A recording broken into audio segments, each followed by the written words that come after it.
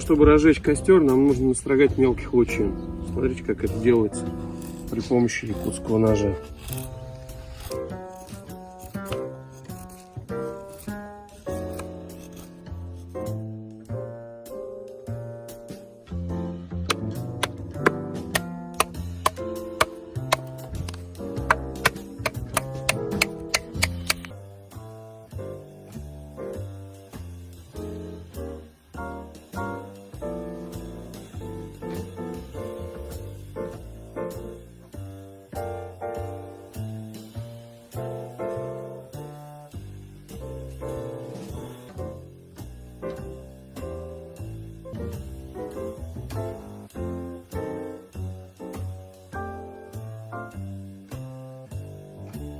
Ну и чем же вам не нож выживальщика?